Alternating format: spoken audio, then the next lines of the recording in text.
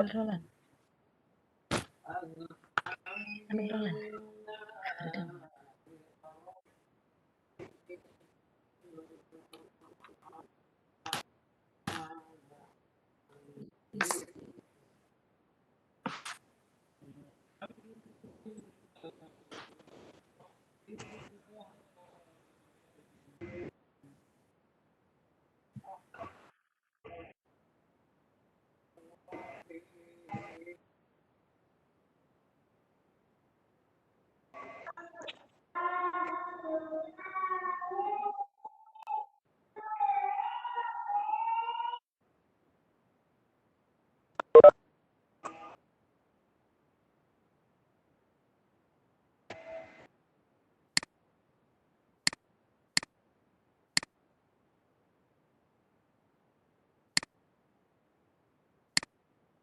Audionya.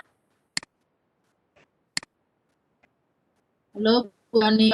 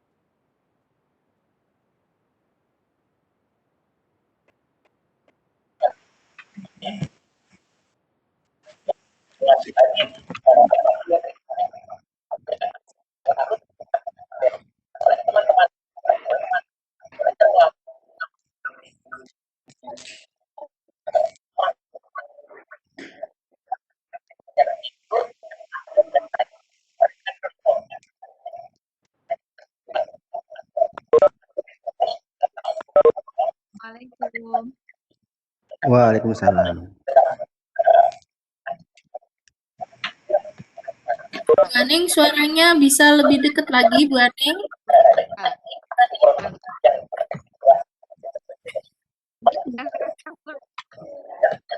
Masih belum terdengar, Bu Aning. Oh.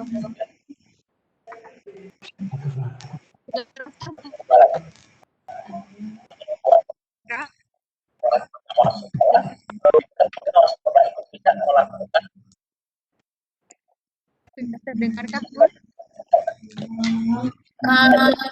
Bisa lebih keras lagi, Bu Aning?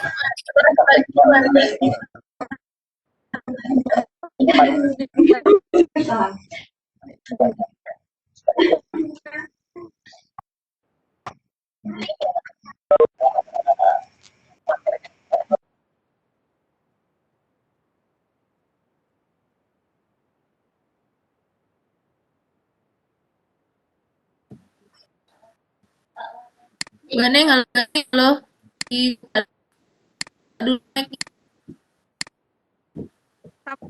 Sama jelas?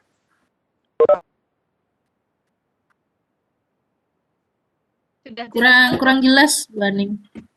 kan? Jadi volumenya sudah all. Oh ya, ini udah. Memang harus deket berarti ya. Oke. Oke. Jadi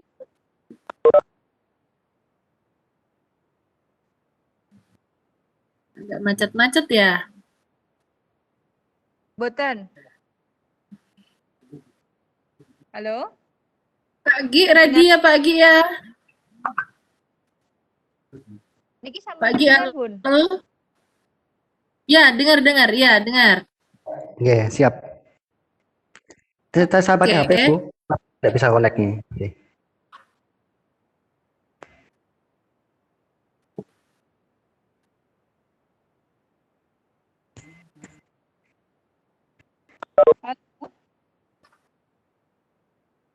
Oke, silakan Bapak Ibu ready ya. Kita akan mulai kegiatan webinar Sinau bareng Igi Ponorogo malam ini. Silakan kepada panitia yang bertugas ada Bu Aning dan Pak Sugiono. Silakan dimulai. Monggo. Bismillahirrahmanirrahim. Assalamualaikum warahmatullahi wabarakatuh. Waalaikumsalam warahmatullahi wabarakatuh. Yang kami hormati Bapak Adrianus Yoza Aprilio. Selamat malam, Bapak. Pengurus di Kabupaten Ponorogo, Bapak Sugiono selaku moderator pada malam hari ini, serta Bapak Ibu, serta webinar Sinau bareng Igi Ponorogo pada malam hari ini. Pertama dan paling utama, marilah senantiasa kita tidak lupa memanjatkan rasa syukur kita kepada Allah SWT, karena pada malam hari ini kita masih diberikan kesempatan untuk sinau bareng, untuk belajar bareng bersama Igi Ponorogo yang malam hari ini dengan temanya pemanfaatan platform pembelajaran coding untuk civitas akademik. Kedua, salawat serta salam semoga tetap terlimpah kepada junjungan kita Nabi besar Muhammad SAW. Semoga di akhir hayat kita nanti mendapatkan syafaat beliau di hari kiamat. Bapak, Ibu guru, kami ucapkan terima kasih karena panjenengan sudah meluangkan waktunya untuk ikut webinar pada malam hari ini. Ini adalah hal yang baru, tentu bagi saya pribadi juga hal yang baru, apa itu decoding, dan nanti akan disampaikan oleh beliau langsung, pakarnya yaitu Bapak Adrianus Yoza Aprilio, yang nanti akan dipandu oleh Bapak Sugiono, selaku moderator pada malam hari ini. Untuk mempersingkat waktu, akan kami serahkan kepada Bapak Sugiono selaku moderator untuk memandu kegiatan webinar SIP pada malam hari ini. Silahkan Bapak Sugiono untuk memandu kegiatan pada malam hari ini.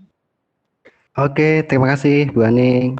Assalamualaikum warahmatullahi wabarakatuh.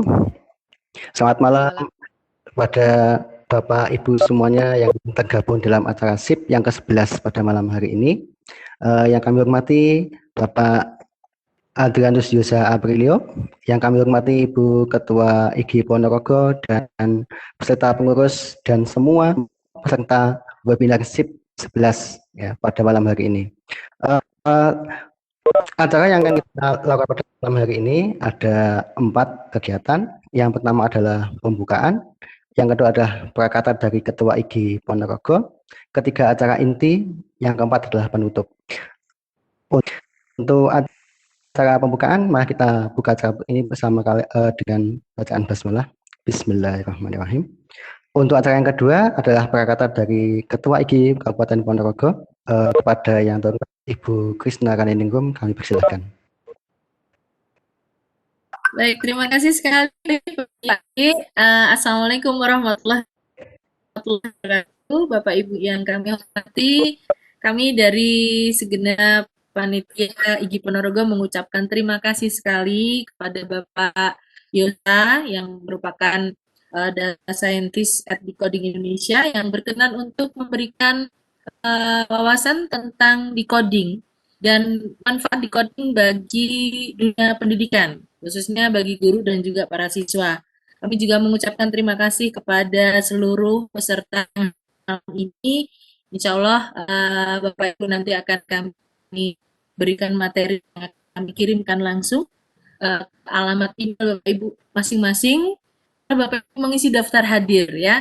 Untuk sertifikat seperti biasa akan kami berikan pada Bapak Ibu yang memiliki KTIG. Jadi pastikan Bapak Ibu mengikuti acara webinar ini dari awal hingga akhir karena daftar hadir akan kami berikan setelah nanti Pak Yusa memaparkan materi.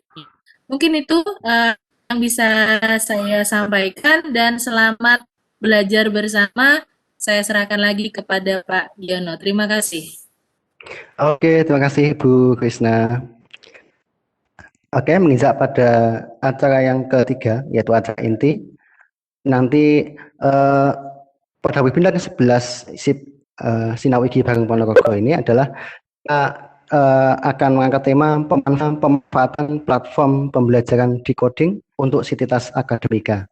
Nah, sebelum kita memasuki acara inti dari Pak Yusa, akan sedikit saya perkenalkan dulu.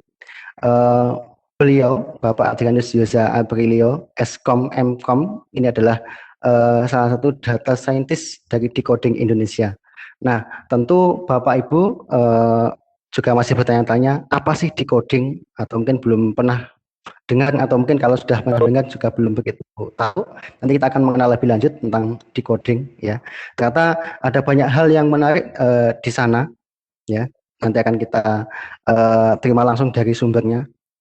Yang perlu Bapak Ibu ketahui adalah bahwa decoding ini ternyata adalah dari visinya itu mengangkat atau sebagai platform pendidikan teknologi, di mana nanti di sana dia coding bertujuan untuk menghasilkan pendidik peserta didik atau yang bertalenta ya dengan standar digital global ya. Dan decoding sendiri sudah sangat luas jangkauannya ternyata ya, dari sana sudah ada bergabung 389.018 developer ya, ada 69 kelas, ada 1079 effort ya, dan lain-lain akan sangat banyak. Dan decoding sendiri ternyata sudah bersama dan dipercaya oleh banyak lembaga-lembaga teknologi yang luar biasa besar, Google, AWS, IBM, Microsoft dan sebagainya, Lenovo, Samsung, dan lain-lain. Nanti akan diperkenalkan lebih detail oleh Pak Yusa. Oke. Nah, biar nanti Bapak Ibu bisa fokus pada penyampaian paparan dari materi dari Bapak Adrianus Yusa, maka silakan Bapak Ibu semua dimatikan dulu mikrofonnya. Kita dengarkan paparan dari Bapak Adrianus Yusa Aprilio. Oke, silakan Bapak.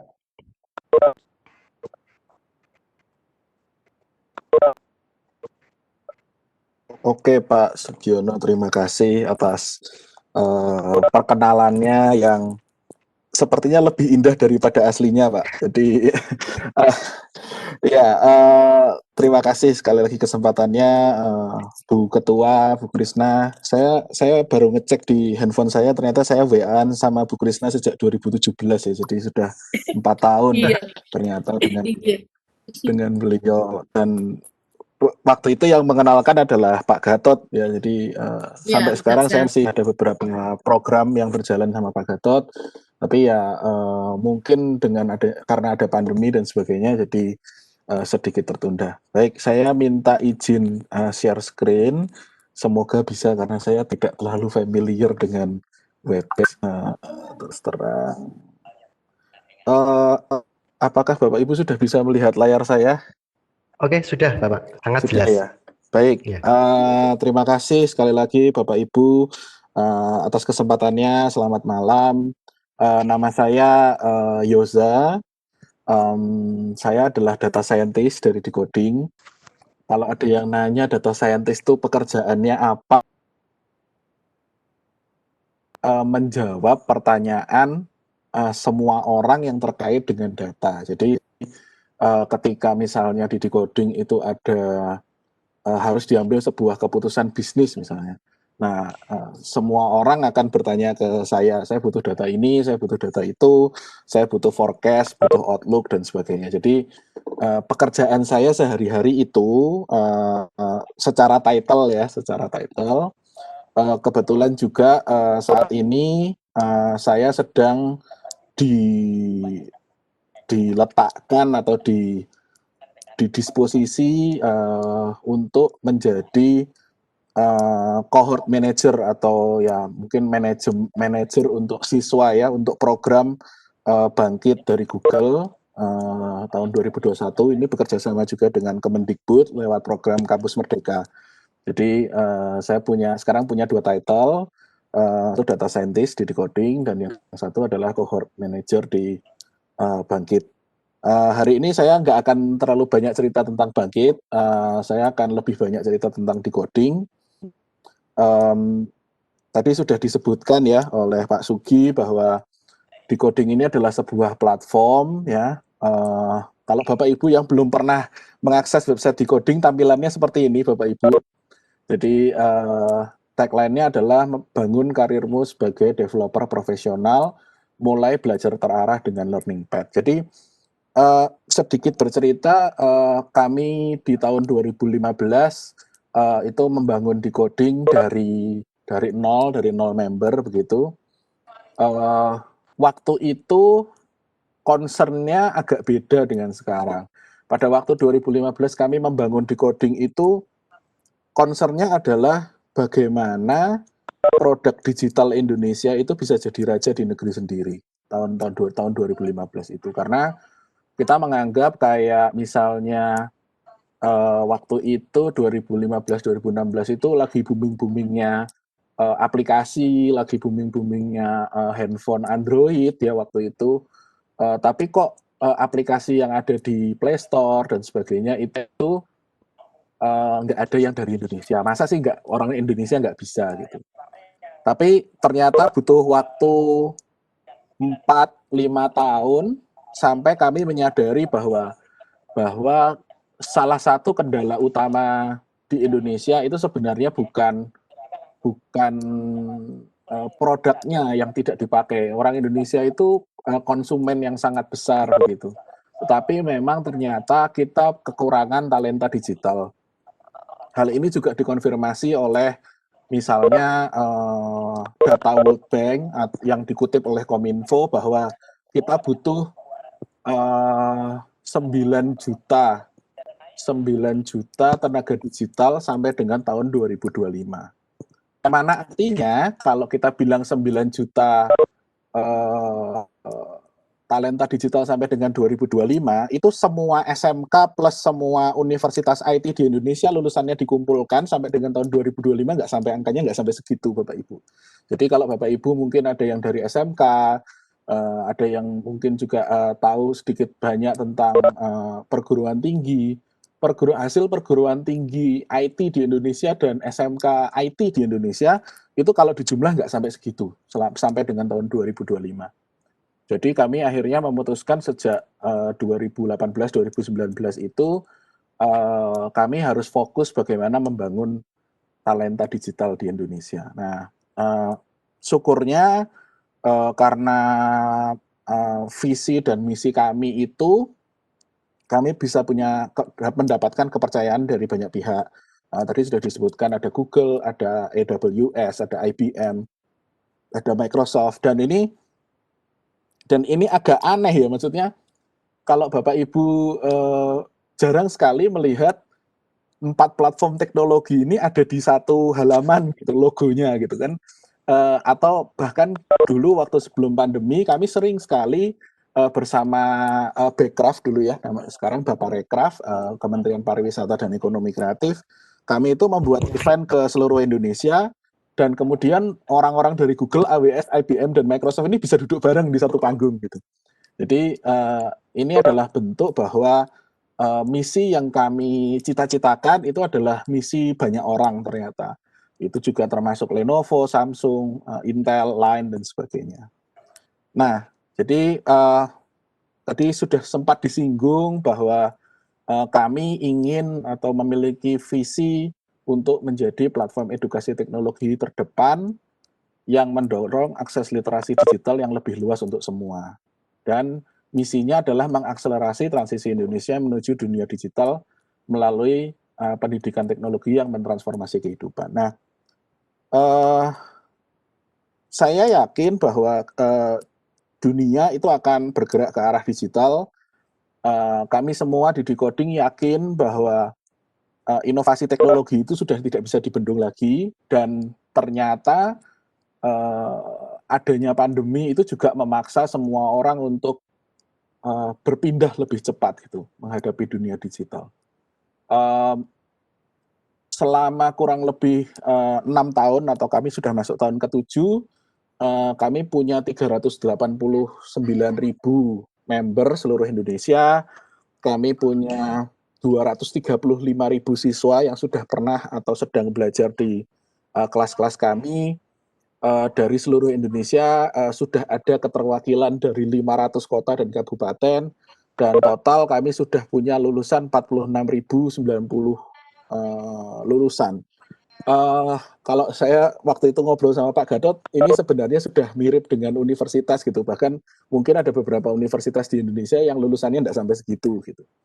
Tapi ya sekali lagi kami sama sekali tidak ingin mendiskreditkan lembaga pendidikan formal, karena banyak di antara kami atau hampir semua di antara orang-orang yang saat ini ada di Decoding itu adalah hasil dari perguruan tinggi, dari SMK, dari hasil pendidikan formal begitu. Sekali lagi, apa yang kami lakukan di Decoding ini semata-mata adalah kami ingin membantu. Toh tidak ada salahnya kita semua bisa saling membantu, kita semua bisa saling memanfaatkan tanpa perlu saling merugikan gitu. Nah, jadi hari ini saya mau bahas beberapa hal, santai saja, ini nggak akan ada bahasan yang terlalu berat ya. Ini lebih ke perkenalan, mungkin Bapak Ibu ada yang belum tahu tentang Decoding dan mungkin nanti tertarik. Kami akan membahas tentang kurikulum Decoding itu bagaimana membuatnya, bagaimana penyampaiannya, kemudian bagaimana standar instruktur kami, kemudian bagaimana platform kami dan program-program yang sudah pernah kami lakukan. Jadi kalau pada saat 2015-2016 itu kami memang masih mencoba sebenarnya di Indonesia itu pembelajaran atau kurikulum yang katanya standar industri dan dibutuhkan dan seterusnya itu seperti apa gitu. Ternyata memang tidak bisa dipungkiri bahwa sekarang ini kita sudah bersaing secara global. Artinya ketika kita bilang, oke, Anda adalah ekspor di bidang Android, katakanlah begitu. Maka kita tidak bisa batasi bahwa, oke, Anda paling ekspor Android di Indonesia. Nggak bisa seperti itu. Persaingannya sudah global gitu, karena sekali lagi standarnya sama dan boundary-nya sudah sangat tipis, hampir tidak ada. Jadi kalau dari hasil riset kami, dari hasil selama ini kami melakukan proses pembelajaran di Decoding, tentu ada trial and error, ada jatuh bangunnya juga begitu ya. Yang dibutuhkan oleh Indonesia menurut kami adalah kurikulum standar industri global. Jadi kurikulumnya itu harus sesuai dengan prinsipal teknologi yang punya. Tidak dikurang-kurangi, tidak dibuat mudah untuk Indonesia begitu, dan fokusnya harus langsung praktek gitu. Nah, kenapa kok ini menjadi penting? Jadi kami tahun 2015, 2016, 2017 itu banyak sekali mengadakan roadshow, mengadakan program-program dengan universitas, bahwa pada kurikulum pembelajaran itu sebenarnya sudah bagus Bapak Ibu. Jadi ketika menyusun rancangan pembelajaran, kemudian mungkin secara administratif itu sudah sesuai, sudah bagus. Namun prakteknya di lapangan ini kalau saya bilang mungkin banyak shortcut-nya gitu, banyak jalan pintasnya.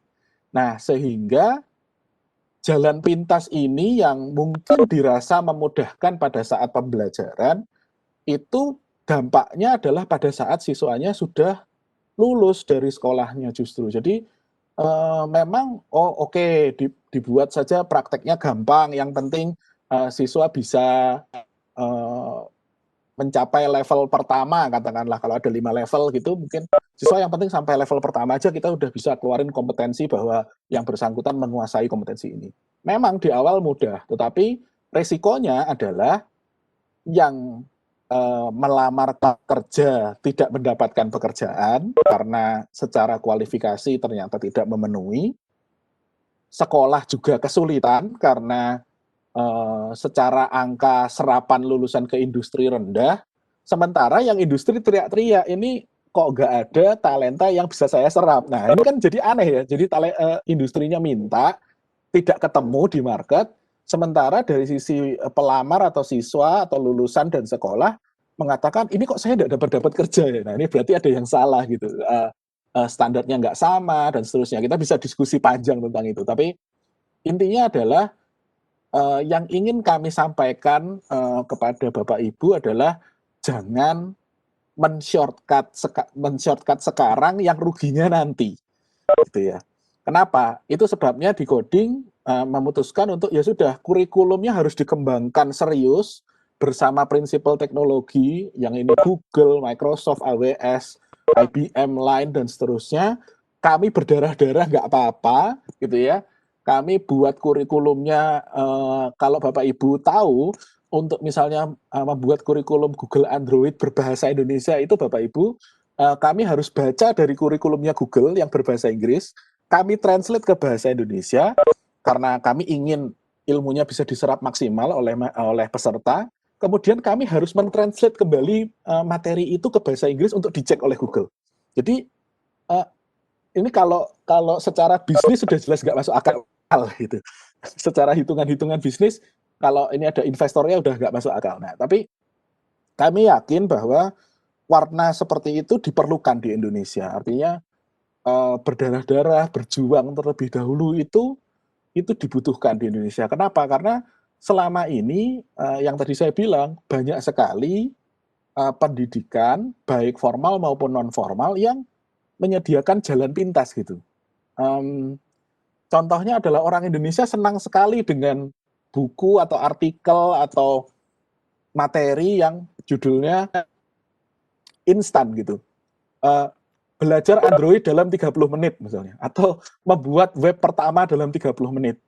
Bisa, tapi ya bisanya cuma mentok sampai situ aja gitu. Jadi kalau standar global itu jelas nggak masuk. Kenapa? Karena kalau Bapak Ibu tahu, untuk menginstal software Android Studio itu kadang-kadang butuh lebih dari 30 menit gitu.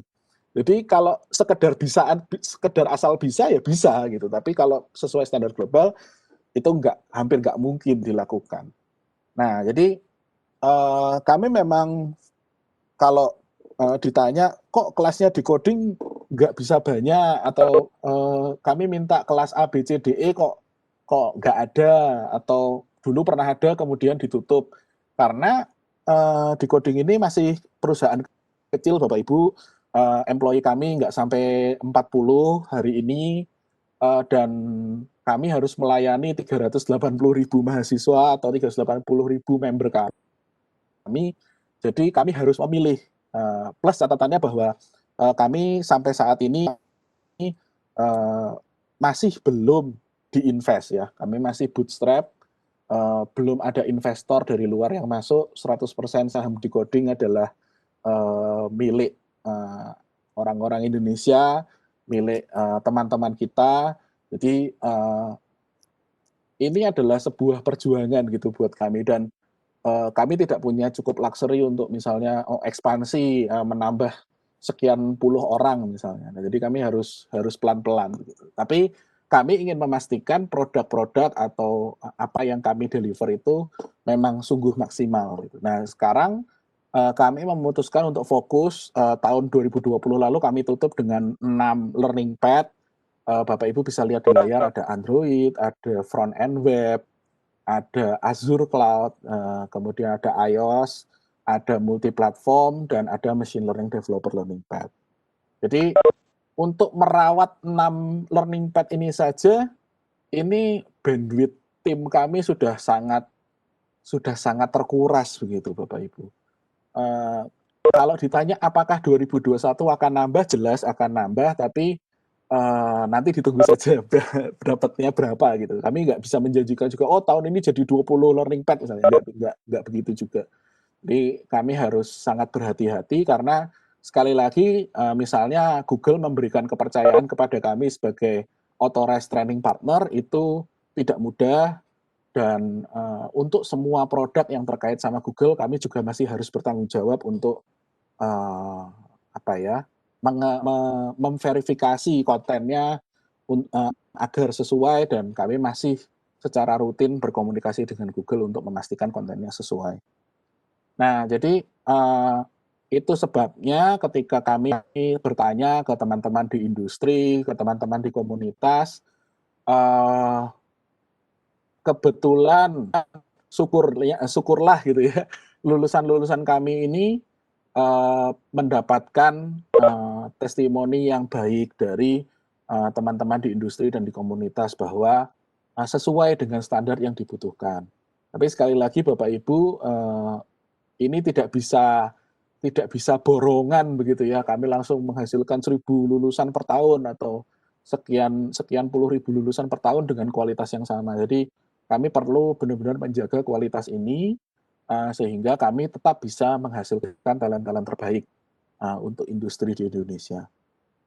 Jadi apa salah satu cara untuk mencapai titik itu adalah kami berikhtiar semua trainer kami itu sebelum mengajar sebuah kelas, apalagi atau membuat sebuah kelas ya, apalagi itu harus sudah mendapatkan sertifikasi global. Jadi kurang lebih mungkin 50% dari tim kami itu sudah punya sertifikasi global. Contohnya saya punya Associate Cloud Engineer dari Google tahun 2019 saya ambil, kemudian saya juga sejak tahun 2016 atau 2017 saya punya title sebagai Intel Software Innovator. Artinya masing-masing dari tim kami ini sudah punya pengakuan, apakah itu yang Android, apakah itu yang web, apakah itu yang iOS, atau mungkin yang machine learning, itu semuanya kami baru akan keluarkan kelas kalau instrukturnya sudah bersertifikasi global. Ya, jadi kami memastikan bahwa instrukturnya juga, kalau bahasa anak sekarang mungkin bukan kaleng-kaleng gitu ya. Dan ini adalah ikhtiar kami bahwa kalau misalnya ada tim baru di Decoding, secepatnya itu biasanya kami arahkan untuk sertifikasi global dengan atas biaya perusahaan. Jadi ini salah satu memang standar di kami gitu. Bahkan di Decoding itu kalau mau ambil pembelajaran atau mau mengambil sertifikasi global itu kami boleh mengalokasikan waktu kami, misalnya dari 40 jam seminggu saya mau 10 jamnya atau 8 jamnya untuk belajar misalnya. Itu diperbolehkan gitu selama tugas-tugas yang lain selesai.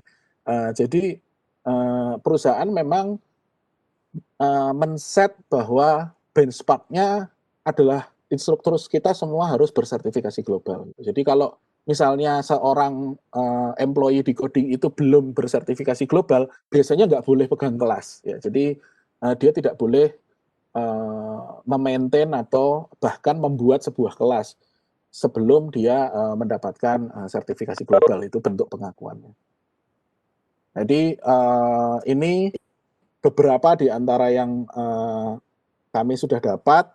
Tahun ini saja di 2021 ini sudah ada 2 atau 3 sertifikat yang saya belum sempat masukkan ke sini, tapi ini menunjukkan bahwa kami sebagai lembaga pembelajaran, kami juga memastikan bahwa tim kami ini juga qualified gitu untuk mengajar, sehingga ilmu yang disampaikan kepada peserta atau murid-murid di coding itu memang benar-benar sesuai dan benar-benar up to date sesuai dengan standar dari prinsipal gitu. Sebagai contoh, saya ambil Associate Cloud Engineer di tahun 2019. Waktu itu saya juga pegang kelas Google Cloud di Indonesia, di Decoding. Dan bulan Agustus ini sertifikasi saya habis. Jadi artinya bulan Agustus saya harus renew. Kalau enggak, saya udah nggak boleh pegang kelas itu lagi. Gitu. Jadi gambarannya seperti itu, Bapak Ibu. Kalau di kami. Jadi ini memastikan bahwa semua materi yang dibuat di coding itu up to date dan sesuai dengan standar sertifikasi global dari prinsipal teknologi. Nah, kemudian Bapak Ibu mungkin bertanya, nah, decoding kan online, decoding kan platform LMS gitu ya, platform Learning Management System. Mungkin Bapak Ibu kenal dengan Google Classroom atau dengan Moodle zaman dulu ya. Terus bagaimana transfer knowledge di decoding itu terjadi? Nah, jadi kalau Bapak Ibu nanti ikut di decoding ya, atau anak-anak Bapak Ibu ikut di decoding, kami punya sistem yang namanya code review. Ya, jadi ketika misalnya ikut kelas Android, bagaimana cara memastikan bahwa yang bersangkutan itu memang bisa ngoding Android gitu. Nah, satu-satunya cara adalah ngecek codingannya Bapak Ibu, ngecek proyeknya. Ya, jadi kita minta siswa mengerjakan tugasnya kita cek, dan ceknya itu sampai ke level kode. Kalau Bapak Ibu lihat di layar, ini adalah contoh bagaimana tim reviewer kami ya, termasuk tadi yang sedemikian banyak yang tersertifikasi itu memberikan feedback kepada siswa atau kepada peserta decoding itu di level kode, Bapak Ibu. Ini mungkin gambarannya adalah misalnya Bapak Ibu punya misalnya tugas bahasa Indonesia menulis esai gitu. Kemudian kami ini memberikan feedback sampai ke level kata-kata gitu. Jadi setiap kata yang kurang tepat diberi tanda, diberi feedback dan sebagainya. Dan kalau hal ini dilakukan di platform Decoding memang tidak kelihatan panjangnya berapa gitu. Seperti ini misalnya dari satu baris kode itu komentarnya bisa 1, 2, 3, 4, 5 baris gitu, atau 6 baris, 5 atau 6 baris. Nah, secara rata-rata ini kalau kita pernah coba cetak feedback yang kami berikan itu antara 1 sampai 2 halaman A4 per project, per tugas. Dan waktunya bisa 30 sampai 40 menit untuk tim kami itu memberikan saran-saran itu. Jadi disitulah terjadi proses transfer knowledge.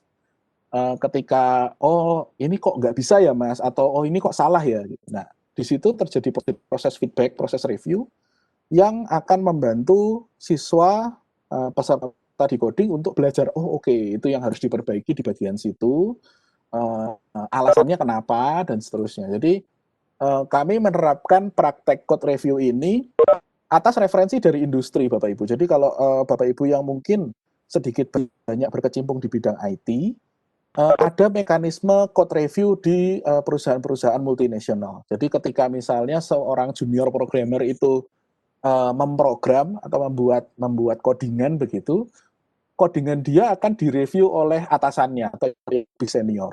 Begitu juga mereka kadang-kadang ditukar gitu. Nah, jadi praktek code review ini adalah praktek yang lazim dilakukan di perusahaan IT multinasional, dan itu kami bawa ke platform pembelajaran kami. Jadi disinilah bagaimana transfer knowledge di decoding itu terjadi, selain ketika siswa membaca, melihat video, dan seterusnya. Nah, jadi selain itu juga kami menyediakan kesempatan untuk berdiskusi. Jadi tim-tim kami itu diallocate setiap harinya untuk menjawab diskusi atau menjawab pertanyaan dari peserta gitu. Jadi kami punya tim yang khusus kerjaannya adalah menjawab pertanyaan peserta. Nah, jadi ini bisa jadi diskusi detail, bisa terjadi transfer knowledge di sana, sehingga ini memungkinkan peserta dapat ilmu yang lebih lagi ketika misalnya sudah lulus misalnya. Nah, jadi kalau di decoding sistemnya adalah kalau Bapak Ibu mengikuti kelas yang premium ya, kelas yang berbayar atau berlangganan bahasa kami, itu kalau sudah lulus kelasnya maka bisa dibuka selamanya, termasuk dengan forum diskusi dan update-update materi yang ada. Jadi kalau di decoding penawarannya seperti itu, Bapak. Nah, kemudian ini adalah platform tampilan decoding dari sisi organisasi. Misalnya kalau dosen atau guru ingin mengajar, kemudian mengecek performa siswanya, ini bisa dari platform kami. Itu sudah dimungkinkan. Dan ini sudah dipakai di program Digital Talent Scholarship-nya Kominfo tahun lalu. Tahun ini kita akan rencana dipakai oleh Kemdikbud melalui program Bangkit di Kampus Merdeka. Nah, ini adalah partner-partner decoding yang mengadakan berbagai event, beasiswa, kemudian pembelajaran dan sebagainya di decoding. Jadi ini kami sungguh merasa dihargai karena kami punya kontak atau punya pengalaman bekerja dengan perusahaan-perusahaan ini. Jadi dipercaya oleh mereka itu adalah sebuah kebanggaan bagi kami. Jadi tahun 2020 lalu untuk SMK kami punya program Lintas Arta DigiSchool yang memberikan beasiswa untuk belajar Android dan web khusus untuk siswa atau lulusan SMK tahun lalu. Pesertanya sekitar 300 kalau saya tidak salah. Ini Lintas Arta DigiSchool. Kemudian yang cukup besar juga tahun lalu kami punya program bersama Indosat Uridu melalui program ID Camp. Ini program untuk umum, tapi usianya kalau nggak salah dibatasi sampai dengan 30 tahun. Jadi kalau mahasiswanya masih bisa ikut, kalau Bapak Ibu dosen, Bapak Ibu gurunya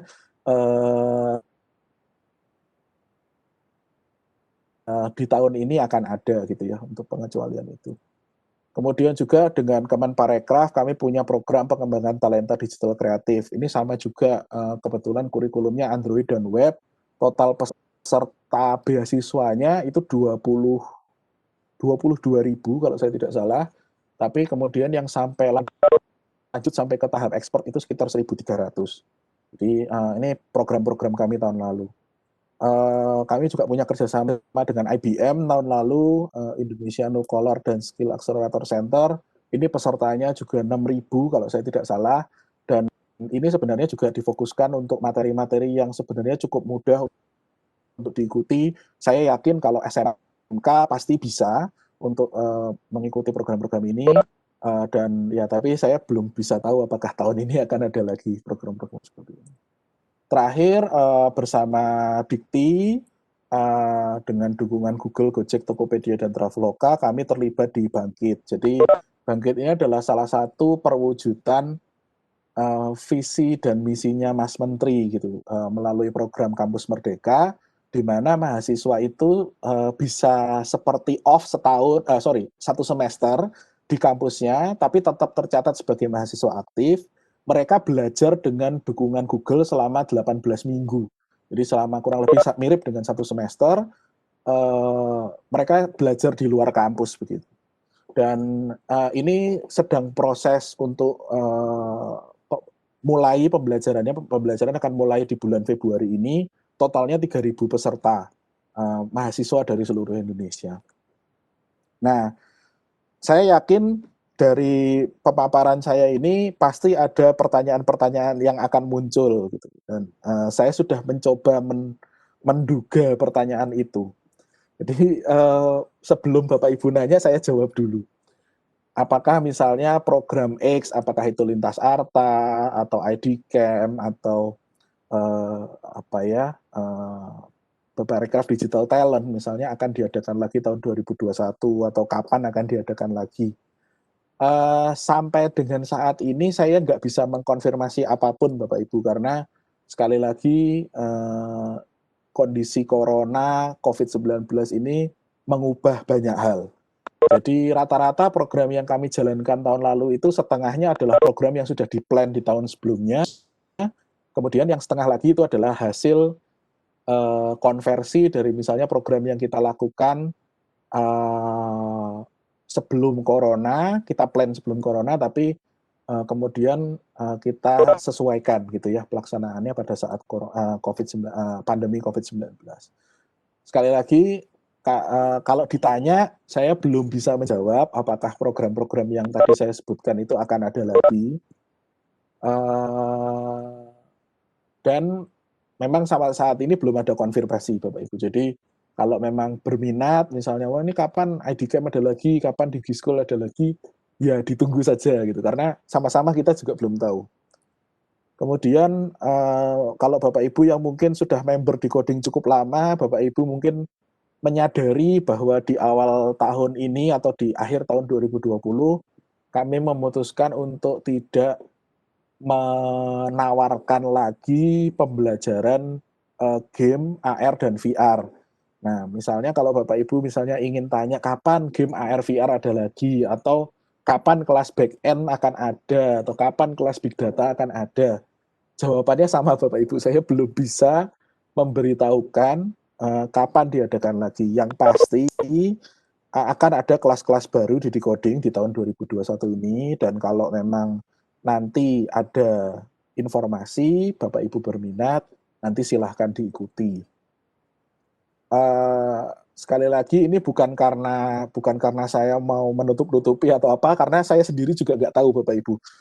Terus terang kalau soal produk-produk yang akan baru diluncurkan itu nggak semua orang di coding itu bisa tahu gitu. Jadi ini juga terjadi di banyak perusahaan multinasional gitu ya. Jadi kami menerapkan sistem seperti itu. Kalau memang tidak perlu tahu ya tidak tahu gitu. Dan kalau Bapak Ibu tanya ke saya, jawabannya benar, saya memang nggak tahu Bapak Ibu. Kalau misalnya besok tiba-tiba ada kelas yang launching, ya saya sampai malam ini belum tahu gitu bahwa akan misalnya besok ada launching kelas misalnya. Nah, tetapi yang saya bisa pastikan kepada Bapak Ibu adalah Decoding punya program beasiswa bulanan, beasiswa yang diberikan setiap bulannya untuk civitas akademik. Artinya civitas akademik ini termasuk Bapak Ibu, dosen, guru, kemudian mahasiswa, kemudian siswa ya, SD, SMP, SMA, SMK, monggo. Yang ikut PKBM pun boleh, jadi yang homeschooling ya, atau pengajar homeschooling itu juga boleh Bapak Ibu untuk ikut, dan linknya ada di bawah di coding.com/p/beasiswa. Bapak Ibu, ini adalah ikhtiar kami sekali lagi bahwa kami ingin memberi kesempatan belajar seluas-luasnya. Apakah pilihan kelasnya setiap bulan berbeda Bapak Ibu. Jadi misalnya Bapak Ibu bulan ini lulus, itu bulan depan bisa milih kelas beda lagi. Nah, tapi kalau misalnya bulan ini belajar kemudian kurang serius dan tidak lulus, maka bulan depan nggak bisa dapat lagi. Nah, jadi Bapak Ibu perlu memastikan kalau ada mungkin Bapak Ibu yang ingin ikut atau mahasiswa yang ingin ikut, kalau sudah komitmen untuk dapat beasiswa bulanan atau mengambil beasiswa bulanan, harus diselesaikan, karena kami akan mengecek kalau misalnya bulan sebelumnya nggak selesai, maka bulan ini kami nggak bisa berikan lagi untuk beasiswa bulanannya. Nah, tadi saya sempat menyinggung soal 6 learning path, jadi kami ingin cepat saja menceritakan apa saja yang ada di Decoding. Jadi kami punya kelas Android Developer Learning Path, mulai dari dasar yang tidak bisa ngoding sama sekali sampai yang siap sertifikasi global. Totalnya itu 400 jam, Bapak Ibu, 400 jam belajar, dan biasanya ini diselesaikan dalam waktu 5 bulan ya. Asumsinya ini sekitar 20-30 jam per minggu. Jadi apakah misalnya dikerjakan di weekend full atau sehari 2-3 jam. Nah, itu 5 bulan atau 20 minggu. Nah, kalau kita misalnya konversi dengan SKS, menurut Dikti itu satu SKS itu 160 menit per minggu. Dan ini kalau 15 minggu berarti dia kurang lebih 10 SKS kira-kira. Jadi untuk menjadi Android Developer Expert yang bisa ambil sertifikasi global, itu kuliah Android-nya harus 10 SKS, Bapak Ibu. Gambarannya seperti itu. Kemudian iOS. Nah, kalau iOS ini memang kalau dihitung jamnya lebih sedikit, 200 jam belajar 3 bulan. Tetapi sekali lagi ini juga tidak mudah. Kenapa? Karena kalau iOS ini ada persyaratan hardware. Jadi untuk mau mulai kelas ketiga yang membuat aplikasi iOS untuk pemula, ini harus menggunakan MacBook atau iMac ya. Jadi ini wajib dan sepertinya juga harus punya iPhone karena untuk ngetes aplikasinya atau iPad untuk mengetes aplikasinya. Jadi memang ini secara jam belajar lebih sedikit, lebih singkat, tapi juga biayanya juga pasti lebih mahal karena ada peralatan yang perlu disiapkan. Nah, opsi yang lain adalah misalnya ingin mempelajari tentang bagaimana membuat aplikasi yang bisa berjalan di Android, kemudian bisa juga jalan di iOS. Nah, ada salah satu pilihan yang namanya Flutter, Bapak Ibu. Ini juga singkat, 120 jam belajar. Hanya untuk saat ini kelas yang tersedia itu baru sampai level fundamental atau level menengah, jadi belum sampai ke level mahir ya. Ini 120 jam belajar dan kurang lebih 6 minggu untuk menyelesaikannya. Kemudian ini yang mungkin banyak ya di SMK dan kalau tertarik bisa dipelajari.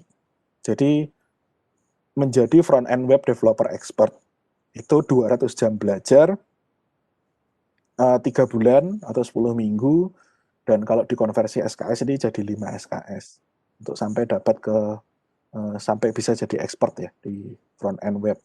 Ini belum termasuk back end, belum termasuk API, belum DevOps dan sebagainya. Ini hanya front end-nya saja Bapak Ibu.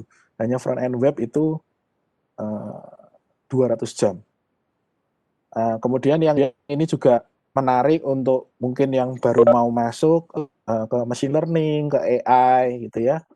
Kami punya machine learning developer learning pad. Kelas yang paling awal ini gratis, belajar dasar visualisasi data, Bapak Ibu bisa ikut. Dan kelas ini bahkan tidak ada ngodingnya sama sekali, gitu. Tidak perlu kemampuan ngoding. Nah, ini Bapak Ibu bisa ikutan di kelas ini gratis. Nanti saya kasih linknya di akhir. Ini totalnya sampai dengan level pengembangan atau level fundamental ya, itu 120 jam belajar. Kemudian Azure, kalau Bapak Ibu pengen menjadi cloud ya, cloud developer itu 80 jam. Dan kami juga punya beberapa kelas lain yang di luar learning pad. Jadi ada Google Cloud, ada AWS, ada Line Chatbot, kemudian ada kelas-kelas misalnya pengantar bahasa C, bahasa Java, dan mempelajari source code management misalnya, itu gratis Bapak Ibu bisa ikut. Yang ada ribbon gratisnya itu berarti memang gratis dan bisa diambil oleh siapa saja. Nah, ini harusnya slide yang ditunggu oleh Bapak Ibu. Ini adalah apa saja yang Bapak Ibu bisa lakukan di platform Decoding. Ya, yang pertama, Bapak Ibu bisa memanfaatkan kelas-kelas gratis Decoding yang tadi saya bilang ada ribbon gratisnya, itu linknya di decoding.id/kelas gratis. Kemudian Bapak Ibu juga bisa tadi mengambil beasiswa bulanan Decoding, itu ada di linknya di situ.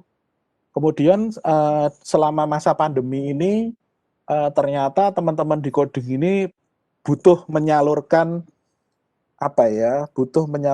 yang selama ini mereka mengajar gitu ya lewat platform Decoding, atau biasanya kita ada roadshow keliling ke kota-kota itu, ternyata kita butuh juga penyaluran untuk selama ini kan kita nggak pernah ngomong langsung ya sama audiens dan seterusnya.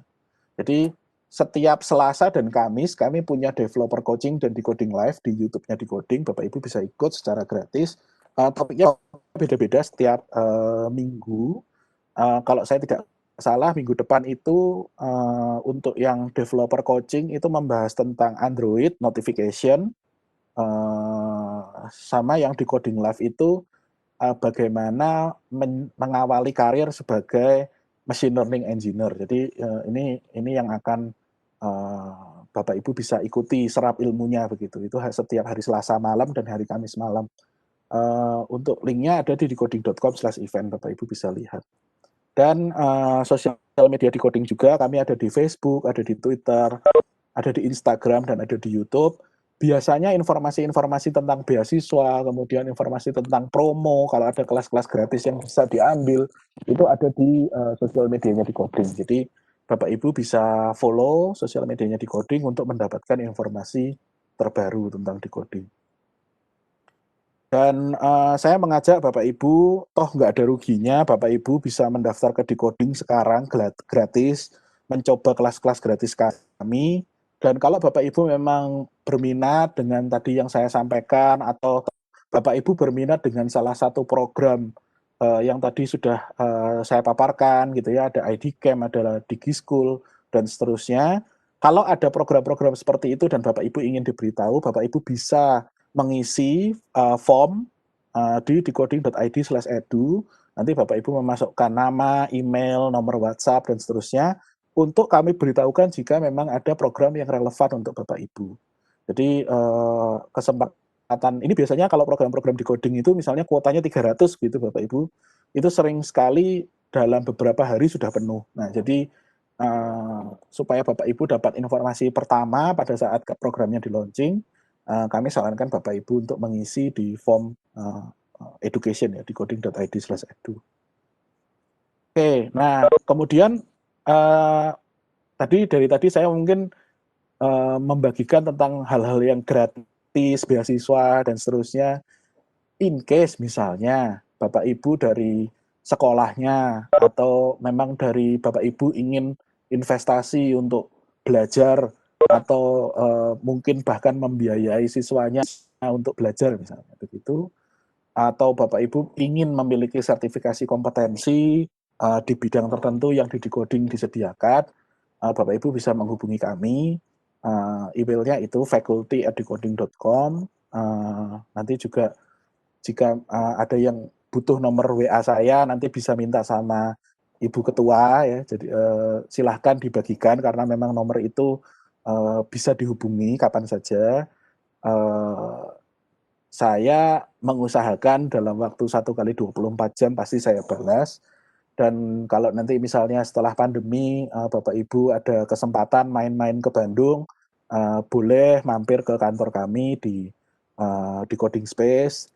Monggo kalau misalnya mau mampir, mau lihat bagaimana Decoding bekerja, bagaimana tim kami membuat materi, dan mereview tugas misalnya, itu kami terbuka kalau nanti setelah pandemi Bapak Ibu, kalau memang misalnya mau ke kantor kami.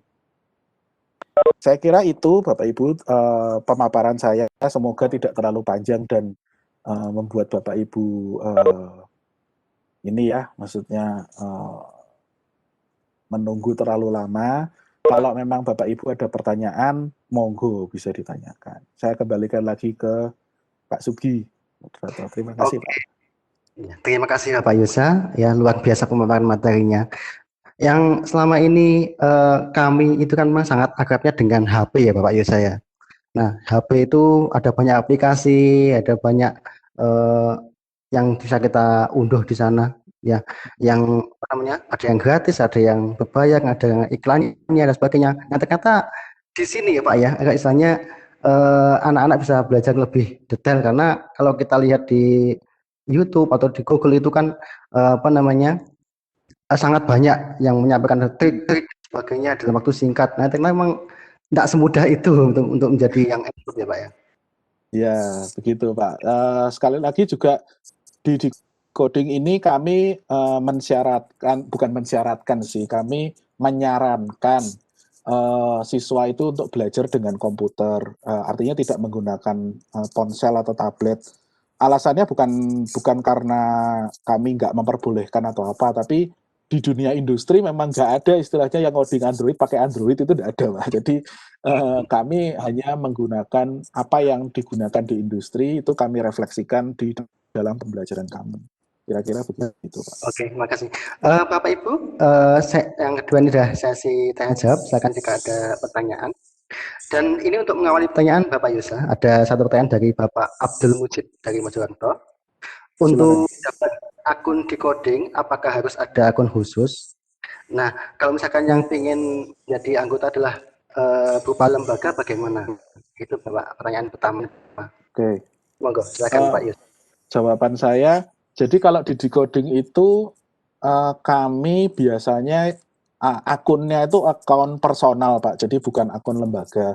Akun lembaga itu hanya nanti misalnya jika ada pelatihan atau nanti ada perlu monitoring, itu baru nanti biasanya kami buatkan akun yang khusus untuk organisasi, bahasa kami seperti itu. Tapi pada prinsipnya semua orang bisa daftar di coding secara gratis. Kami juga menyediakan tadi kelas-kelas yang bisa diakses secara gratis, dan ya kalau mau daftar sekarang ya monggo, bisa daftar sekarang gitu, dan prosesnya nggak sulit kok. Nggak ada biaya registrasi atau apa. Tapi kalau memang nanti setelah mencoba kelas-kelas gratisnya kemudian ketagihan mau kelas yang premium, nah itu memang ada biaya langganannya, Pak, gitu. Oke, terima kasih Pak Yusa, sangat jelas sekali ini ya. Jadi Bapak Ibu nanti mungkin bisa langsung daftar di decoding ya, biar dapat informasi yang lebih akurat lagi, dan kita bisa mencoba kelas-kelas gratisnya ya. Nanti kalau misalkan mau dilanjutkan bisa sampai ke kelas expert gitu ya Pak Yusa ya. Betul. Jadi pengalaman saya, Pak, ini juga agak aneh sih ya di Indonesia ini kadang-kadang.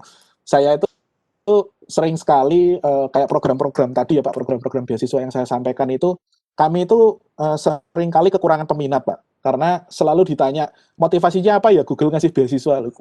Google ngasih beasiswa kok harus ditanya motivasinya apa gitu.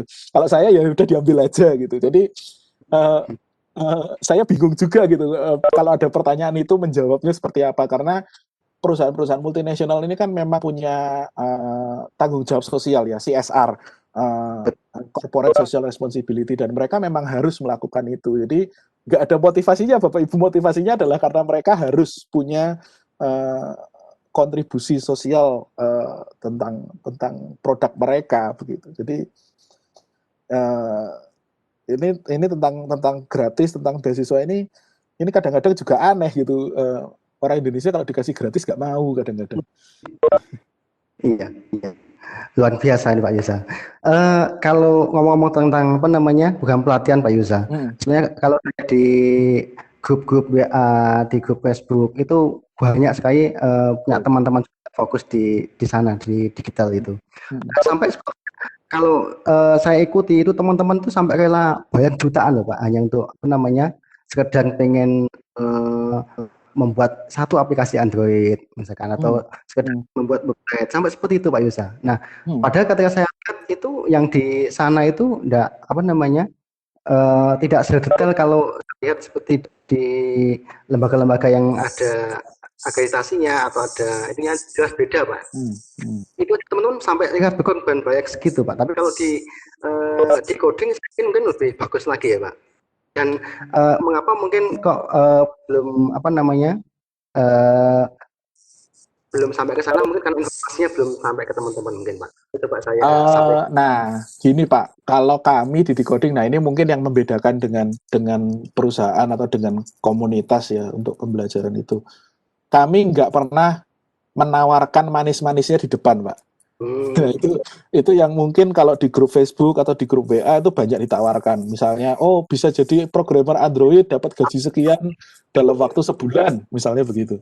Nah, sementara kondisi kenyataannya di industri kan nggak begitu, Pak. Nah, kalau kami udahlah jujur aja gitu. Memang memang belajar Android itu susah, butuh modal, dan ya kenyataannya memang nggak semua orang bisa diterima oleh industri gitu. Nah, jadi ketika kami menawarkan kursus itu atau kelas-kelas di decoding itu, kami nggak pernah kayak PHP gitu ya, biasanya mungkin sekarang bahasanya PHP gitu. Kami nggak mau kayak orang sudah terlanjur bayar kemudian nggak puas gitu. Jadi kami lebih baik sakit di awal, kami beritahukan bahwa ini susah loh, ini nggak bisa 1 jam selesai loh gitu. Anda harus alokasikan sekian jam per minggu dan seterusnya. Itu memang supaya bisa dapat hasil maksimal sih Pak kalau buat kami. Nah, kalau memang misalnya ada yang sudah pernah belajar di tempat-tempat yang pernah seperti itu, nah mungkin bisa dicoba sekali-sekali ke decoding, karena harusnya kalau di decoding nggak sampai puluhan juta sih Pak. Juta iya, tapi harusnya nggak sampai puluhan juta. Dan juga kami kan sekali lagi itu tadi ada program-program yang bisa membantu begitu. Oke, siap. Nah, emang apa namanya? Kalau tadi saya sempat melihat paparan materi tadi, Pak, ada yang namanya review kode dan sebagainya.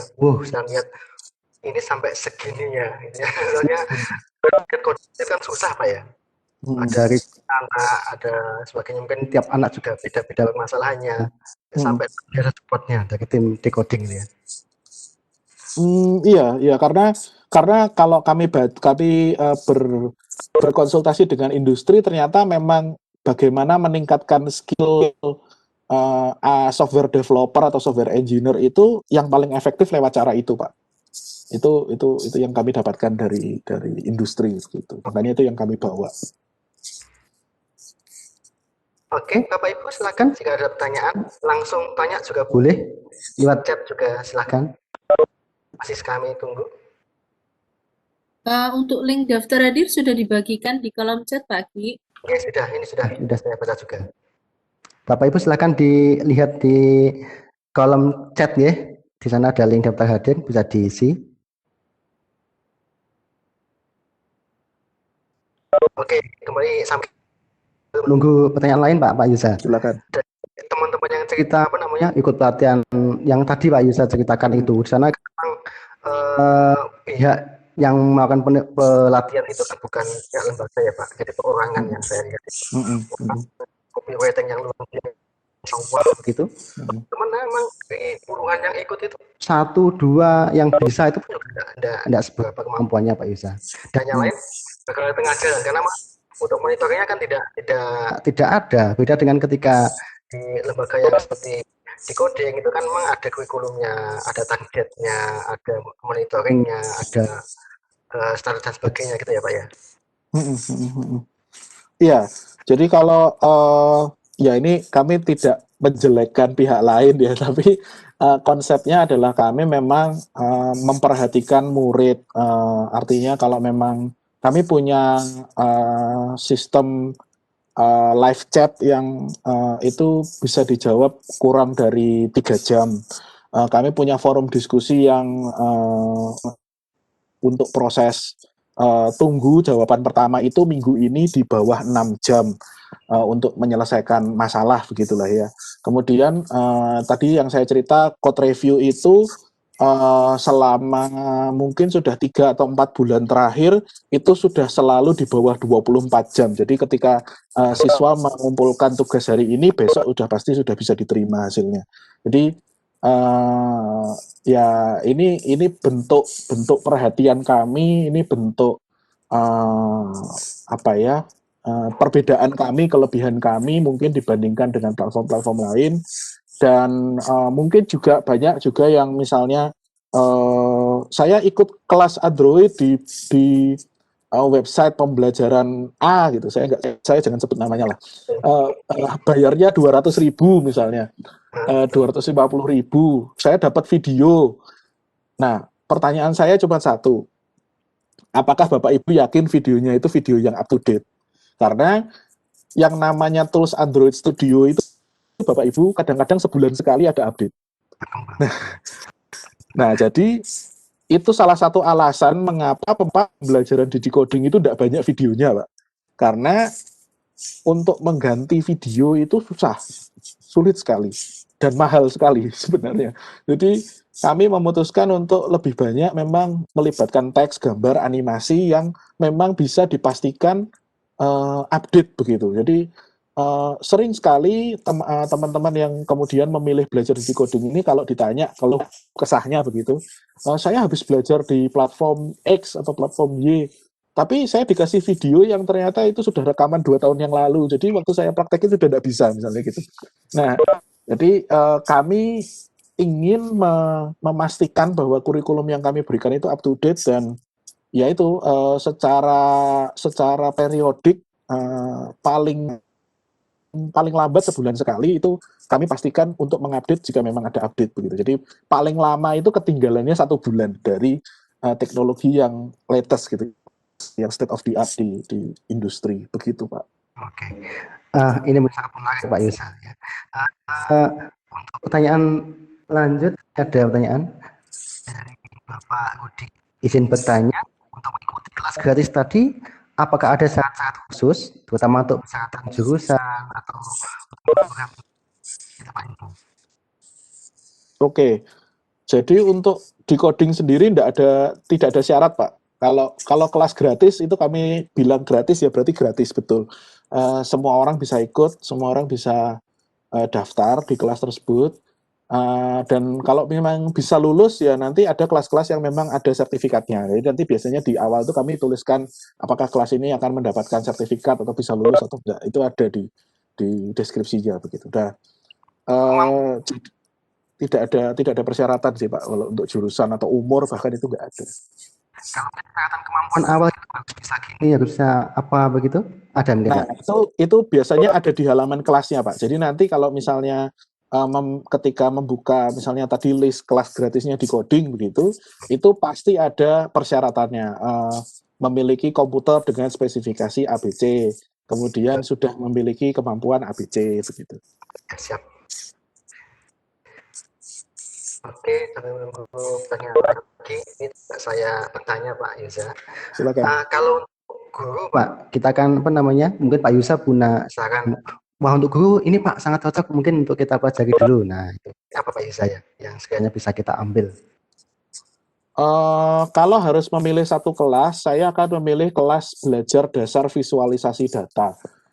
Kelas ini itu pada intinya adalah bagaimana Bapak Ibu yang belajar di kelas ini, yang awalnya mungkin familiarnya dengan Excel misalnya, tabel gitu ya, atau Google Sheets gitu ya, itu Bapak Ibu bisa memvisualisasikan datanya dengan lebih baik, sehingga misalnya Bapak Ibu bisa menghasilkan presentasi yang lebih menarik untuk siswi pelajari, atau Bapak Ibu bisa menunjukkan sebuah insight dari informasi yang ada ya supaya itu bisa jadi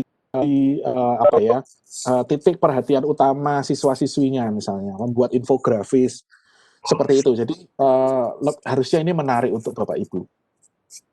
Kalau harus memilih satu ya Pak ya. Sangat bagus nih Pak. Besok saya insya Allah langsung daftar gitu Pak ini. Siap. Untuk persiapan, kan di kelas itu kalau kita punya visualisasi data itu kan bagus Pak. Ya, betul. Masih belum ada pertanyaan lagi dari peserta ini. Mau tanya apa lagi ya? Oh iya Pak, tadi kan disampaikan bahwa siswa yang ada di coding itu udah ada ribuan ya Pak. Nah, di kelas-kelas yang ada itu tim yang menangani itu seberapa banyak Pak? Saya bayangkan kan melihat satu codingan saja 1 jam belum tentu selesai Pak. Kalau apa namanya? Nah, itu ada ribuan siswa. Nah, itu bagaimana Pak manajemen? Ya, jadi kalau tim intinya di coding itu nggak sampai 40 Pak. Itu sudah termasuk tim marketing, bisnis, OB itu sudah termasuk di situ 40 itu. Tapi kami juga punya komunitas developer yang membantu. Contohnya tadi soal code review itu ada teman-teman yang dulunya lulusan di coding Pak, kemudian sudah dapat ilmunya gitu ya dari tim kami, kemudian misalnya bekerja di Gojek, Tokopedia, Traveloka, Bukalapak begitu misalnya, dan mereka ingin supaya bisa menularkan lagi ilmu yang mereka punya. Nah itu mereka tergabung di namanya komunitas reviewer eksternal kami, yang mereka itu membantu mereview pekerjaan siswa tadi Pak.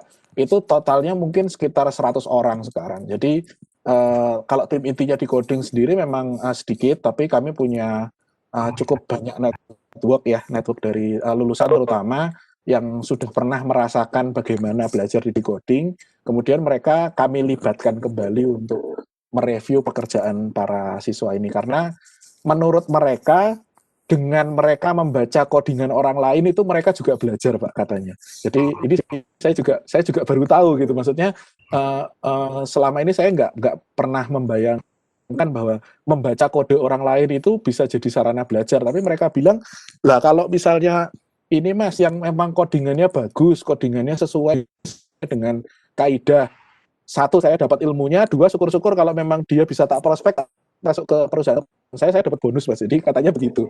Jadi ini apa ya, pengakuan dari teman-teman yang lulusan yang jadi reviewer begitu Pak. Oke.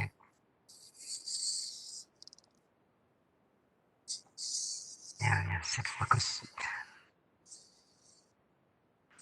Belum ada pertanyaan lagi Pak Yusa.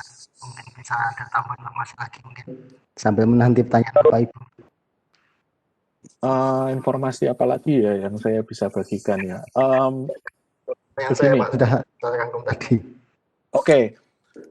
Gini Bapak Ibu, kami percaya di Decoding itu kami bisa kita sebagai manusia itu bisa belajar dari mana saja. Bisa dari teman, bisa dari kejadian sehari-hari. Tetapi ketika kami melihat fakta di lapangan adalah kalau kita belajarnya tidak terstruktur dan tidak punya capaian tujuan yang jelas begitu, itu akan sulit. Jadi saran saya kalau Bapak Ibu memang misalnya tertarik dengan coding atau tertarik dengan data ya atau big data, AI, machine learning misalnya. Nah, Bapak Ibu harus punya satu tujuan yang kecil dulu. Misalnya, saya ingin supaya siswa-siswi saya itu bisa misalnya menyimak presentasi yang lebih indah misalnya atau yang lebih mudah dipahami secara data misalnya. Nah, kalau sudah begitu berarti tujuannya jelas, maka Bapak Ibu akan mudah untuk menyerap ilmu atau belajar. Jadi harus ada tujuannya gitu. Sekali lagi saya yakin Bapak Ibu yang hadir di webinar malam ini itu pasti juga ada tujuannya gitu. Apakah tujuannya bisa macam-macam? Apakah misalnya sungkan sama Bu Ketua karena sudah diundang, jadi saya mau nggak mau harus datang misalnya begitu, atau motivasinya misalnya ingin dapat sertifikat misalnya, atau pengen tahu, pengen kumpul dengan rekan-rekan dosen atau guru yang lain. Nah, harus ada tujuannya Bapak Ibu. Ketika Bapak Ibu jelas tujuannya, maka ketika Bapak Ibu mentok atau punya hambatan, itu motivasi untuk menyelesaikan hambatan itu selalu ada gitu. Lain dengan ceritanya Bapak Ibu saya paksa untuk belajar, udah Bapak Ibu belajar ini. Saya nggak mau tahu, pokoknya Bapak Ibu harus belajar. Nah, itu motivasinya nggak dari Bapak Ibu gitu. Nah, dengan adanya tujuan tadi, saya kira belajarnya sekali lagi tidak harus di decoding Bapak Ibu. Jadi banyak sekali kesempatan untuk belajar di luar sana. Decoding hanya salah satunya. Dan ya kalau memang Bapak Ibu sudah punya tujuan dan itu kebetulan cocok dengan decoding, ya kami siap berkolaborasi, kami siap membantu Bapak Ibu. Tapi kalau misalnya saat ini belum cocok, Bapak Ibu punya aspirasi untuk belajar sesuatu yang lebih menarik gitu ya, dan ada pihak lain yang bisa menyediakan lebih baik, saya sih nggak ada masalah gitu, karena saya yakin apapun yang diniatkan itu hasilnya pasti baik gitu. Usaha itu nggak akan mengkhianati hasil. Jadi kalau Bapak Ibu memang ingin belajar, punya satu langkah aksi penting gitu ya, maksud satu langkah aksi hari ini atau besok pengen ngapain, tujuannya harus jelas. Dan ketika Bapak Ibu mencapai tujuan itu Bapak Ibu akan bahagia luar biasa ketika bisa belajar tentang sebuah hal itu. Gitu. Oke. Nah ini Pak, ada pertanyaan yang kedua nih Pak. Monggo. Untuk mempelajari bahasa pemrograman untuk pemula, bahasa pemrograman mana dulu yang pertama kali dipelajari dan lebih mudah dipahami? Oke, silakan Pak. Nah, jadi gini Pak, belajar bahasa pemrograman itu sama kayak belajar bahasa asing. Tergantung tujuannya dulu. Kalau Bapak Ibu misalnya mau ikut Pak Gatot studi ke Thailand, kemudian Bapak Ibu belajar bahasa Rusia, nggak cocok. Nah, sebaliknya juga kalau Bapak Ibu misalnya, saya tak belajar yang bahasa yang gampang aja Malaysia gitu, tapi Bapak Ibu ternyata mau tugas belajar atau studi ke mana misalnya, ke Eropa misalnya, nggak cocok juga. Jadi, satu yang gampang buat saya, itu tidak selalu menjadi yang gampang untuk Bapak Ibu. Itu sebabnya sangat penting ketika Bapak Ibu ingin belajar, sudah tahu tujuannya. Nah, kemudian setelah tahu tujuannya baru tools-nya mengikuti, karena bahasa itu kan sebenarnya hanya tools saja, hanya perantara saja. Jadi misalnya Bapak Ibu pengen belajar membuat aplikasi Android yang benar-benar native misalnya, yang sesuai standar Google. Nah, pilihannya hanya Java atau Kotlin. Bapak Ibu tidak bisa belajar bahasa lain gitu. Atau Bapak Ibu pengen misalnya belajar menjadi data scientist atau data analis. Biasanya yang dipakai di industri itu adalah Python atau R misalnya. Nah, jadi tergantung tujuannya dulu. Bapak Ibu mau belajar kemana atau mau belajar apa. Kemudian nanti biasanya akan ada pilihan-pilihannya. Oh, Bapak Ibu mau belajar membuat aplikasi iOS misalnya. Nah, pilihannya hanya dua, Swift atau Objective-C misalnya. Nah, jadi saya nggak bisa bilang mana bahasa pemrograman yang paling mudah. Nah, yang paling mudah adalah yang memang Bapak Ibu pengen pelajari. Biasanya jadi mudah karena Bapak Ibu punya tujuan untuk, oh saya pengen bisa. Gitu. Begitu Pak gambarannya Pak. Oke.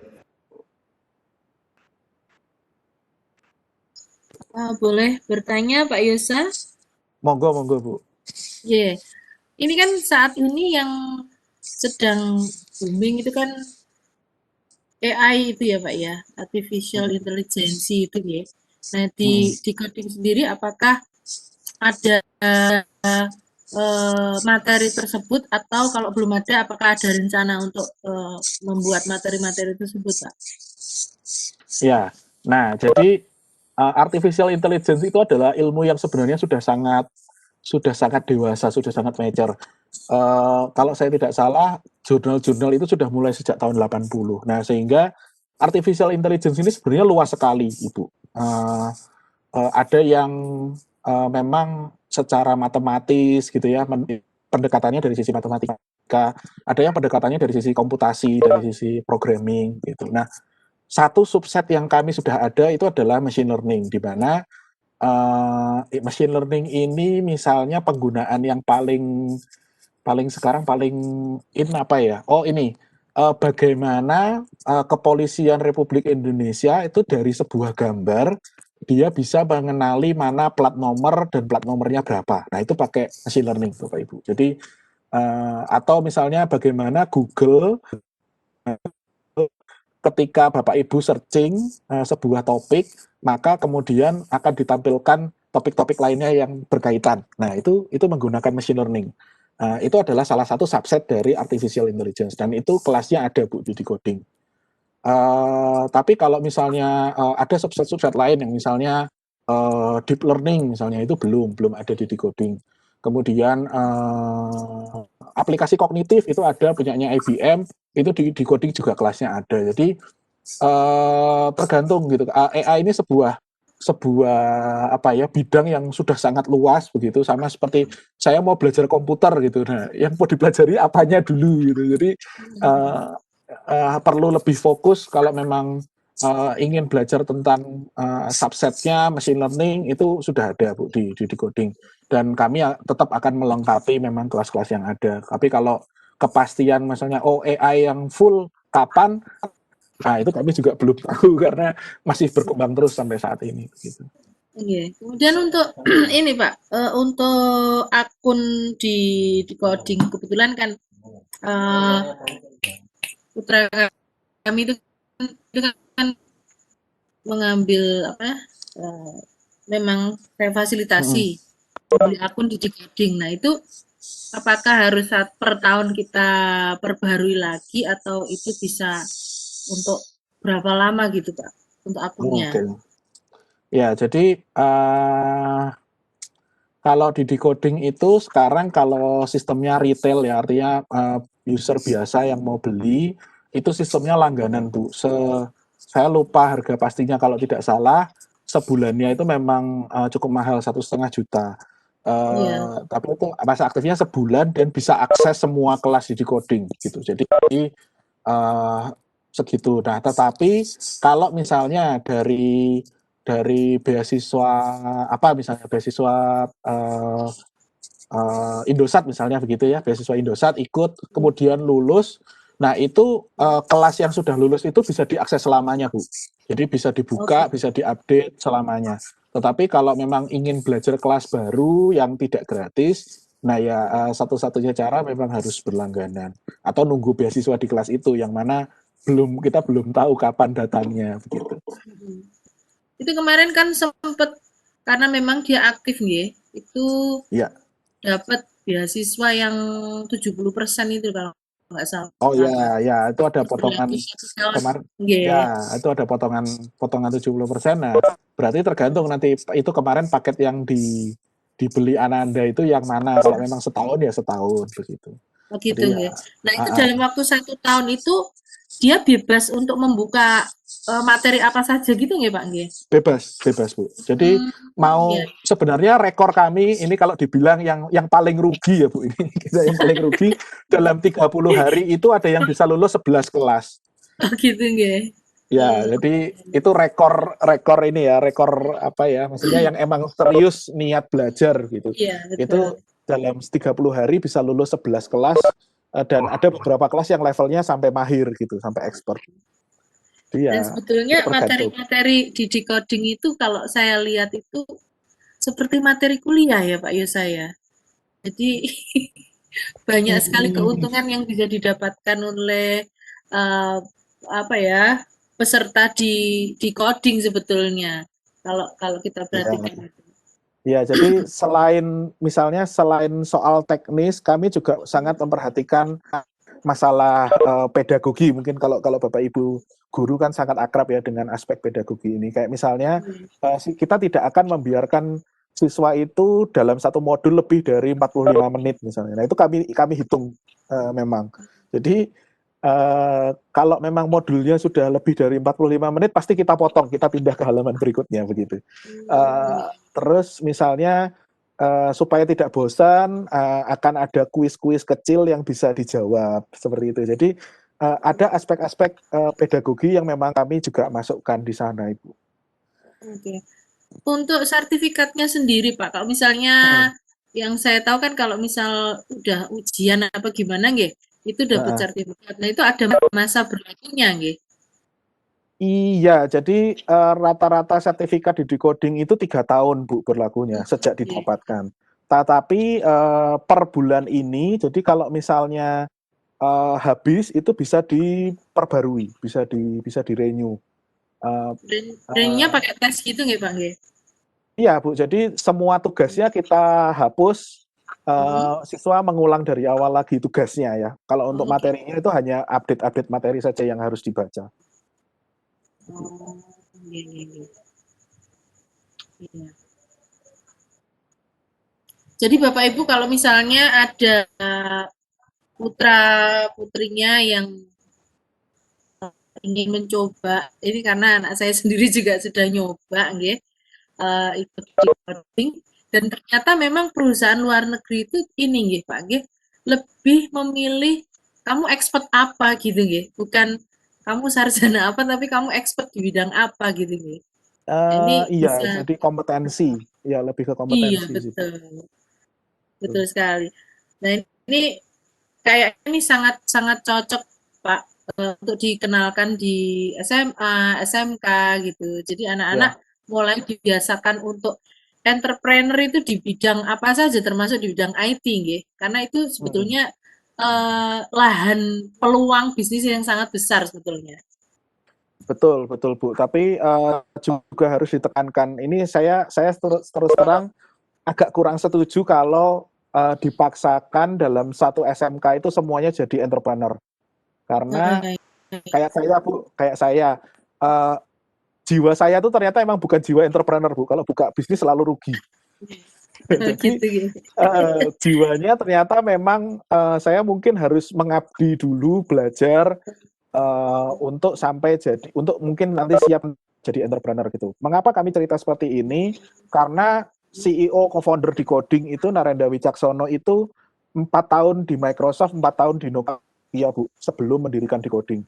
Artinya memang betul entrepreneur ini menarik, bisa menyediakan lahan pekerjaan dan seterusnya, tapi yang pertama memang bukan untuk semua orang, yang kedua bisa jadi memang pada saat lulus itu belum siap. Nah, jadi ya mungkin perlu menimba ilmu dulu di perusahaan, nah dan nggak ada salahnya kalau memang punya kompetensi gitu. Kalau memang bisa langsung jadi entrepreneur sih monggo ya, langsung maksudnya sesuai bisnisnya aja atau sesuai ini lini ininya usahanya begitu ya. Tapi kalau misalnya kita perlu menimba ilmu di perusahaan, jadi buruh dulu gitu ya, jadi pegawai dulu, menurut saya sih nggak ada salahnya gitu, karena ya kita tetap bisa belajar banyak sih dari proses itu. Begitu. Oke, terima kasih Pak Yosa. Monggo Pak Ki dilanjut. Terima kasih Bu, pertanyaan bagus sekali dan menginspirasi kami. Nah, ini kalau kita lihat di chat tidak ada pertanyaan lagi ini Bu. Kita perlu tunggu lagi atau mungkin Pak Yusa ada mungkin kata-kata penutup atau mungkin kata tambahan. Silakan. Kalau dari saya gampang. Gini aja, slide paparan saya hari ini itu sudah saya salinkan, sudah saya share ke Ibu Ketua. Jadi saya tunggu Bapak Ibu di platform Decoding, itu aja. Oke, siap. Ini sudah apa namanya? Saya sudah daftar Pak tadi barusan Pak, sambil siap. Sambil daftar. Lumayan, nambah satu member Decoding, Pak. Lagi Pak, kan siswa saya ada ribuan juga. Wah, siap. Mungkin itu Pak, enggak apa namanya, belum ada pertanyaan lagi. Oke. Dari Bapak sudah cukup itu mungkin atau cukup, ada tambah lagi? Sudah. Oke, kalau cukup untuk acara inti sudah selesai, untuk tanya jawab juga sudah, maka untuk mengakhiri kegiatan pada malam hari ini, sebelum kita tutup, saya sampaikan rasa terima kasih yang tinggi terhadap Bapak Adrianus Yosa Aprilio atas paparan materinya, dan insya Allah kami akan coba untuk mengeksplorasi lebih lanjut tentang decoding ya, dari paparan tadi sangat menarik, luar biasa. Mungkin itu, terima kasih Bapak Yosa. Untuk mengakhiri pertemuan malam ini kita tutup bersama dengan Alhamdulillahirabbil alamin. Waktu saya kembali lagi kepada host. Terima kasih. Assalamualaikum warahmatullahi wabarakatuh. Waalaikumsalam warahmatullahi wabarakatuh. Terima kasih kepada Pak Ki yang sudah menjadi moderator sekaligus memandu kegiatan webinar pada malam hari ini. Dan terima kasih yang sebesar-besarnya kami sampaikan kepada pemateri kita, yaitu Bapak Adrianus Yosa Aprilio yang sudah memaparkan materinya terkait dengan pemanfaatan platform pembelajaran di Universitas Akademinya. Ini untuk saya pribadi Pak, ini betul-betul ilmu baru bagi saya, karena terus terang ini belum pernah membaca, ataupun mendapat wawasan, tapi dari panjenengan insya Allah sudah menambah ilmu untuk saya pribadi dan khususnya juga para peserta di webinar pada malam hari ini. Dan juga Pak, tadi sedikit sebelum kami akhiri adalah decoding sebagai lembaga pembelajaran, lembaga pembelajar gitu nggih. Semoga bisa terus menghasilkan talenta-talenta digital yang terbaik, Pak. Sehingga akan betul-betul tergambarkan pada visi misinya tercapai gitu. Dan juga kepada para peserta webinar pada malam hari ini kami sampaikan terima kasih yang sudah stay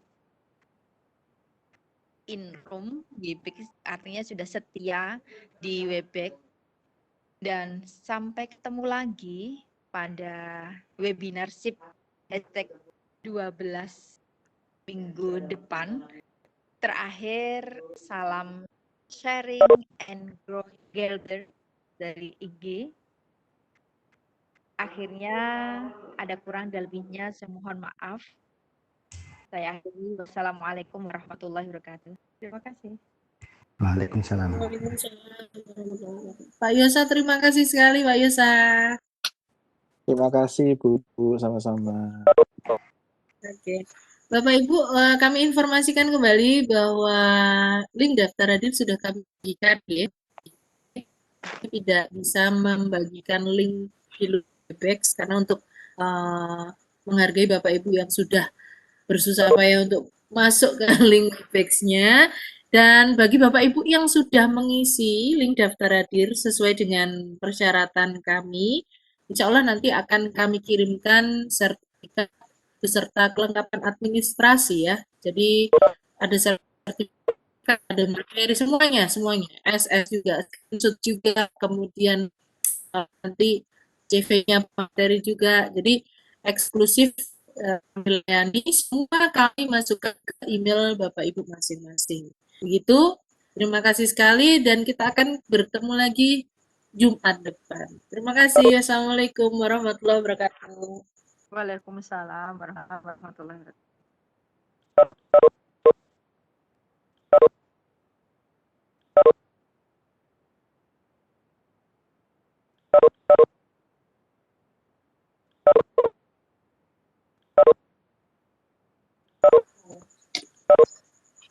Silakan yang belum mengisi link daftar hadir, sebentar lagi room akan kami tutup. Link absen saya bagikan lagi ya.